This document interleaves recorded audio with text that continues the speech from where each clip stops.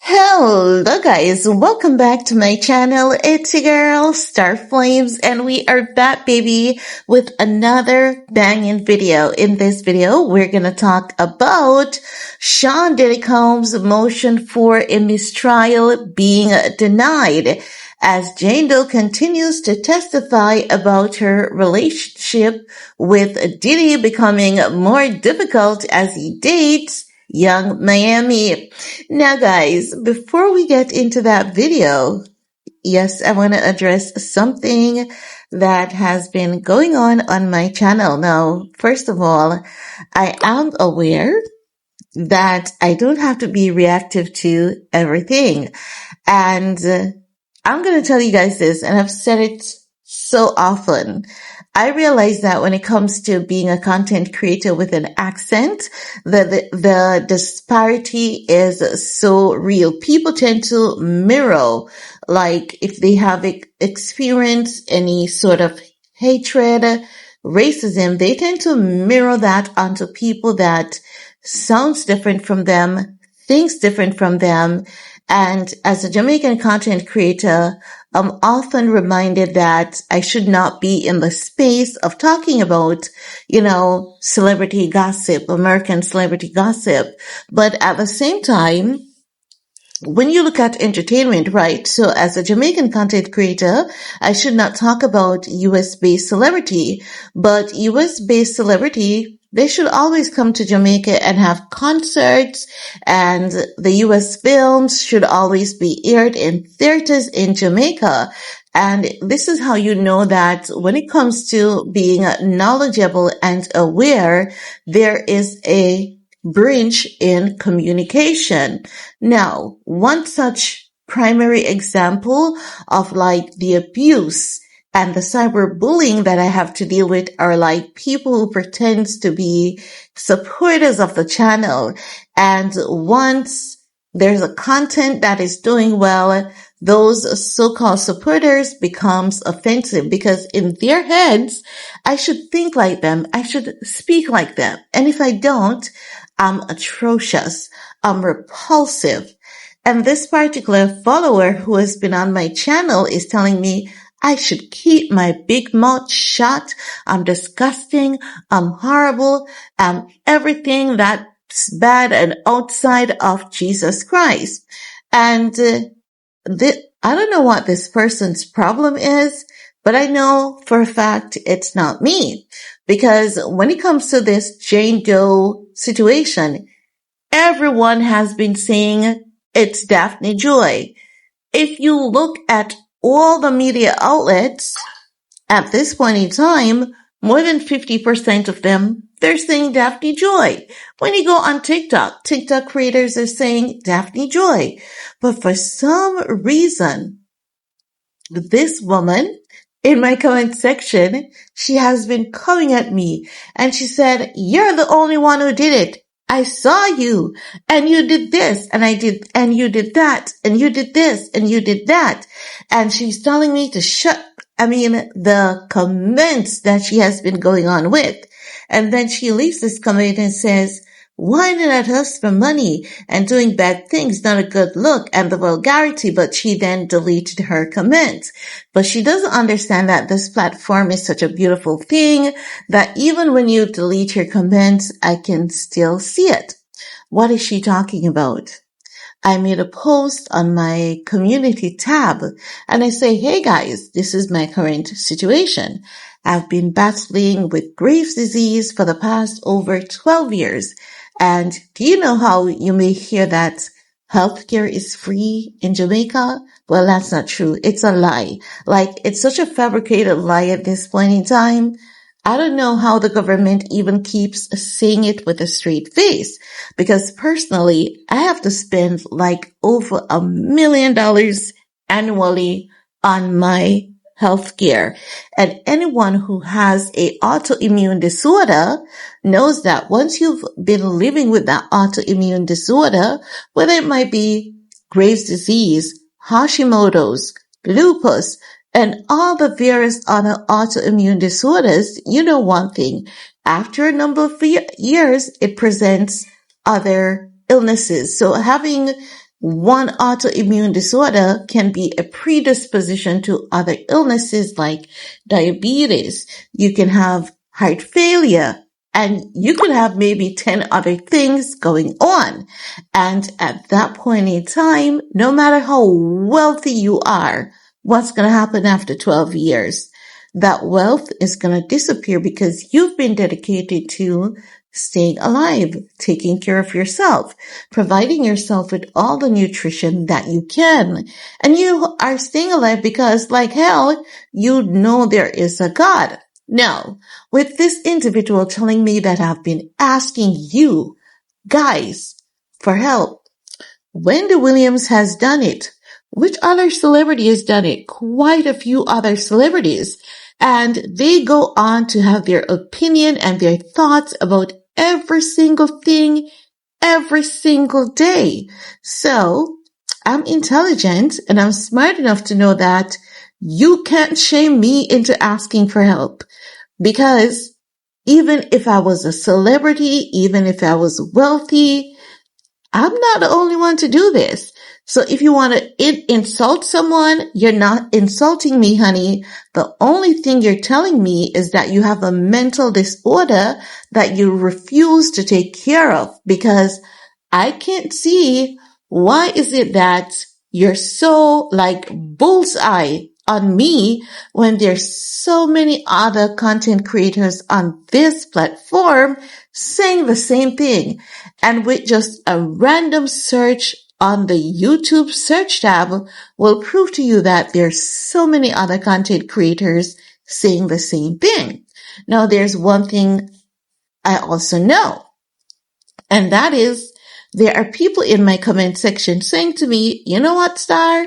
They say that even if you identify who it is, you should not say the name. Now, those are the people that I fuck with, not this whoever, Heidi, who you are. So, honey, darling, if you're trying to insult someone, if you're trying to ridicule someone, if you're trying to drive someone to shame, honey, because that's what someone has done to you, and that's because of your experience, I'm so sorry that, it has been that way for you, but there's one thing you're not going to do. You're not going to mirror that energy onto me and think that I'm going to take that, I'm going to shy away, I'm going to go cry in a corner somewhere because, oh my God, Heidi. No, honey. You know what? About me, I can read just a paragraph and tell you your entire life story.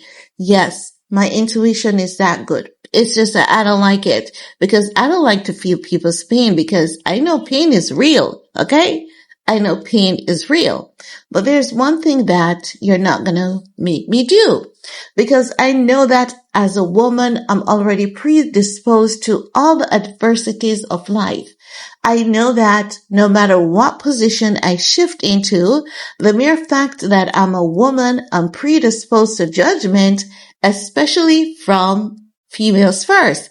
And then when horrible things happen to females are the first to say, stop violence against women. But oftentimes we are the first to orchestrate those violence upon each other. So I'm going to leave you with, you know what? I hope you get the help that you need, because like hell, I am determined to fight for the help that I need. I can tell you how to live your life, but like hell, you will not tell me how to live mine. Of course, I am a civilized human being, so as such, suggestions and advice are always welcome for me to take into deliberation. Thank you in advance. And that is for everyone who goes along the line of that, Heidi. I hope you find some healing in your heart really soon. Yes, this goes out to you. Now, as I was saying, Jane Doe continues to take the stand. And we're going to be honest, because there's one thing I've said initially. When Judge Aran Subramania was made aware that the internet has decoded who Jane Doe is, Aaron Subramania said it's only natural because everyone is doing their own investigation. And you know what the court is not going to admit to us is that our investigation, it actually does help the legal system in so many ways than one. They've seen where they have gone wrong, they've learned to do better, and they will learn to protect their witnesses better going forward. And as I've said to you, Judge Aaron Subramania is not going to issue any cease and desist to any media outlets, even though he's saying he will. He's no fool because they know that they have failed Jane Doe, and you cannot hold people accountable for your failure. Okay? And here we are today, several media outlets, they have Daphne Joy's name. And guess what? Still no gag order has been issued to these media outlets. So you know they're smart. They're not stupid. Let's put it at that. Okay? Now, so Jane Doe, she continues to take the stand and she continues to testify that although she initially accepted Diddy's polyamorous lifestyle, the emotional toll grew as the relationship began to resemble a monogamous one in appearance, even though it wasn't. So Jane Doe is admitting that she feels hurt when Diddy shifted his attention to yungmiami, and if you recall, like she used the birthday event as an example, and even when she used that birthday event as an example, there were people who were like, yeah, we could see that because yungmiami's birthday is this date, hers is this date. Now, we're going to also go through, the discussion, the questions and answers that were had during the trial. So we're not done as yet. They're saying Doe also expressed concern over Combs' excessive drug and alcohol use. She testified about a trip to Turks and Caicos where she noticed troubling signs including jaundice-like symptoms, graying gums, and tremors. She said that she encouraged him to seek help at rehab facility in Thailand. However, when asked if she believed Combs had an addiction, Doe said she had not want to label Diddy a drug addict, but rather a big party guy. Do you guys remember when Cassie said that Diddy had OD'd on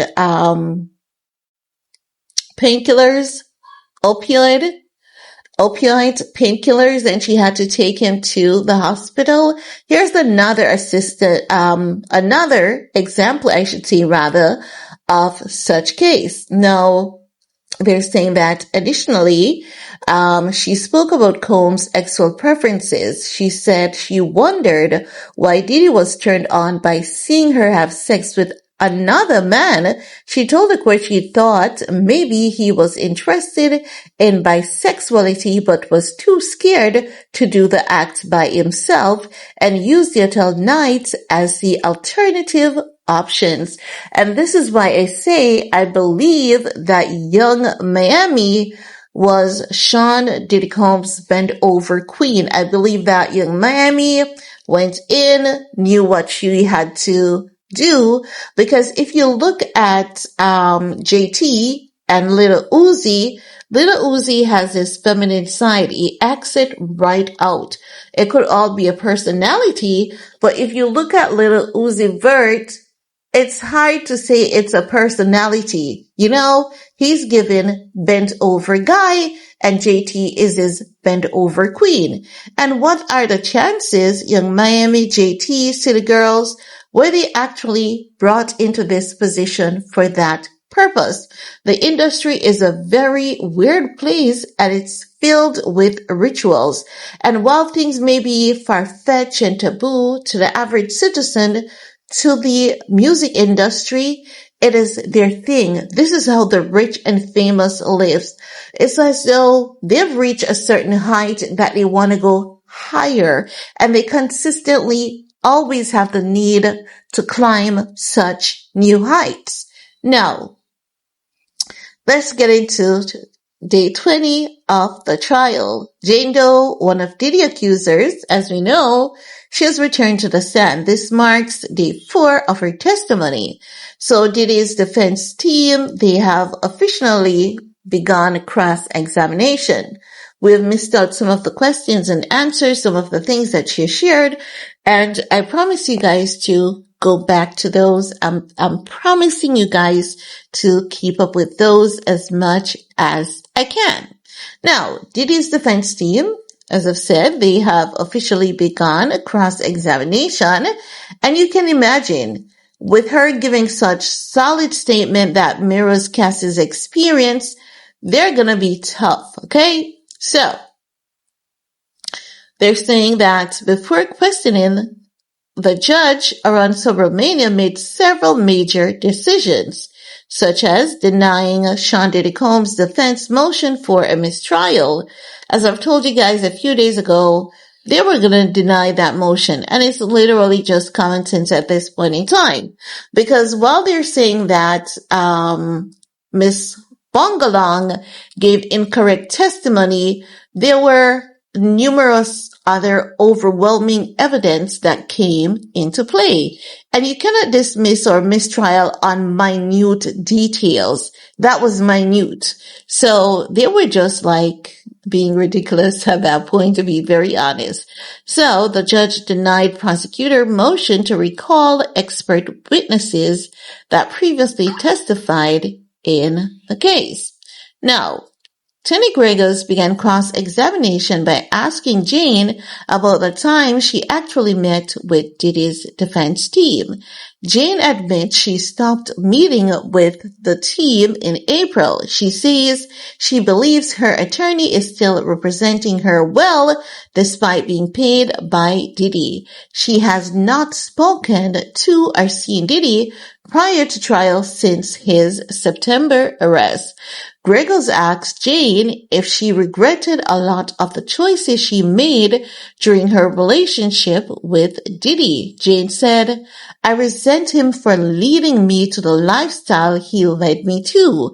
When questioned about whether or not she willingly made these decisions, she said, "My choices were made under a lot of emotional pressure." So that is what you call coercion right there. So with her saying that her decisions were made under a lot of emotional pressure, that is coercion, okay? Now, Jane said she loved to nurture Diddy after hotel nights. "He was my baby," she said. Jane said she didn't battle him, give him, Jane said, what am I reading? Jane said she bathed him, she gave him, I think I meant gave instead of give, him foot massages and she feed him. She said she'd put on Dateline, his favorite show, and they'd watch until he fell asleep. They always have some kind of ridiculous weakness, you know.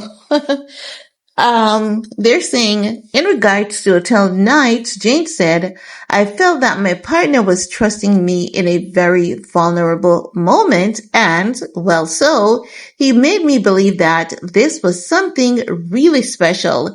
This was something only he and I did, and I really took that on very strongly."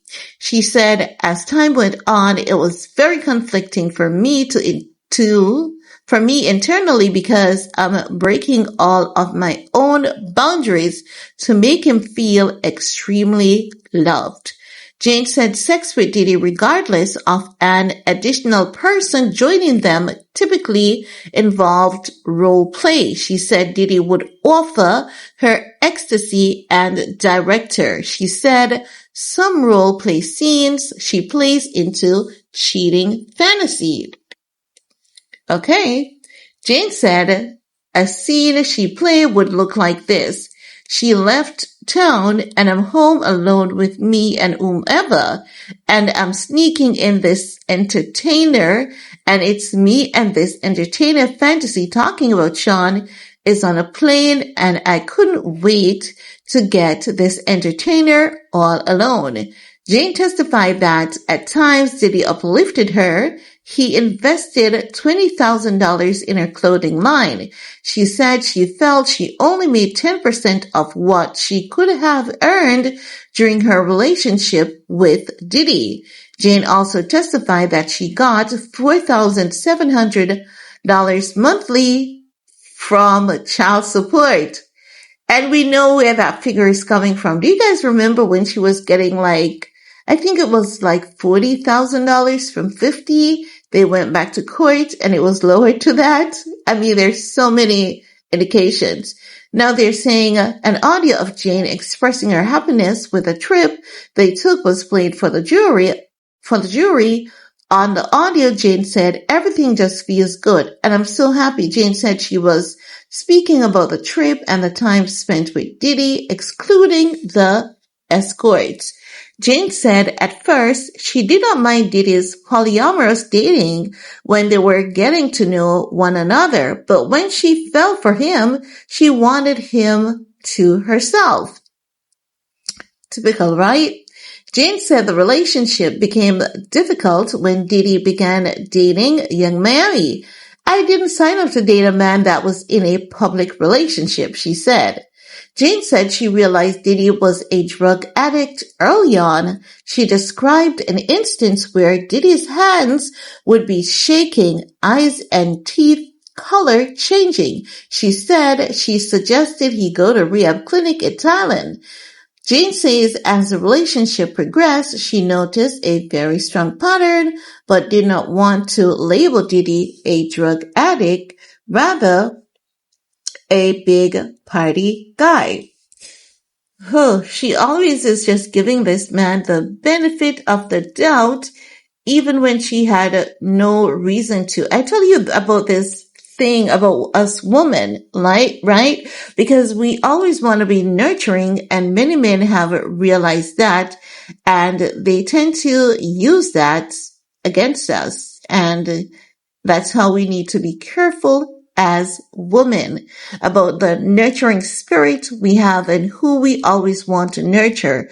Sometimes you just have to leave people for dead, and that's just a harsh reality, because when you're so kind and caring to people, oftentimes they don't see that as you being kind and caring. They'll see it as a form of weakness. Okay. Now, they're saying that Jane testified that she was okay with being filmed during the hotel nights. Defense Gregos, "You put on a good show for him in these videos because you knew he would watch them back." And Jane said, yes. Jane said he wondered why Diddy was turned on by seeing her have sex with another man. He said she thought maybe he was interested in bisexuality, but was too scared to do the act by himself and use the hotel night as the alternative option. Jane said ecstasy helped Diddy's moods. She said before ecstasy, Diddy would be agitated and stressed, but after taking it, he would be happy, charismatic, and good energy. So you know that she had a full-blown druggie dealing with at this point in time. And you can really tell a lot of things by these testimonies, because when you look at the things that Kanye West has been coming out with for the past couple of weeks and how Kanye behaviors kind of mirrors Diddy, it really, really tells you a lot about people and the people that we think we know, and the things that we think we know about these people are oftentimes just completely not true. So, Kanye West is someone that we need to look at and really peel back the layers and ask ourselves, how deep was Kanye involved in all of this? Because in case you've missed it, Kanye was at a freak off, honey. He was at a freak off with his wife, biancacensori. Shall we say allegedly? Now, Jane testified that she believed Kristina Khorram's opinion of her influenced how Diddy treated her. Now, I understand what she means by that. I believe that Kristina Khorram could have also been jealous of Jane Doe. Do you know when a woman is in a circle or a group of people, and once she appears to be the the most attractive, because Daphne Joy, she has this exotic beauty, and there's something about her aura that, has men obsessed with her. And Kristina Khorram could be envious and jealous of that, and as such orchestrated Diddy to break Daphne down so that she could be laughing at her behind the scenes. Even though we're women, we can be very evil as well to other women. So what she's saying there, I definitely believe her 110%. Now, many people on the internet is consistently asking, yes, this is Daphne Joy. This sounds like Daphne Joy. So basically, if the Yungmiami never came into the picture, that we wouldn't be where we are today. People are saying, who's Jane Doe? People are replying, it's Daphne Joy, and it's this, and it's that, and it's that, and it's that. But again, what majority of the people are now convinced with this testimony of Miss Jane Doe is that a lot of these girls, they basically wanted to do this. And this is where knowledge and awareness comes in. And the honest truth is that you cannot be mad entirely at the internet, because if an individual doesn't understand psychological grooming and coercion and all those things, they're really not going to see the play here, and they're going to be completely oblivious to what this man has been doing to these women. And it's not okay. And this is how human trafficking takes place. And it involves not just grown women. It involves the innocent, the minors. And we have to be very careful of the things that we promote and support. Even if it seems as though we understand it, oftentimes this proves that we truly do not. And this really proves that while your bank account can be defrauded, your online Instagram, TikTok, Facebook account can be hacked, your mind can be hacked just the same to have alternate behaviors. People can literally hack your mind into doing things that you would not do under normal circumstances. It's not just women, men as well, boys and girls. So let's be very careful of the things that we promote and support. And that's all I have to leave with you guys for this video. Let me know what's your take. And while you're at it, do all you need to do on this video to support your girl. Peace.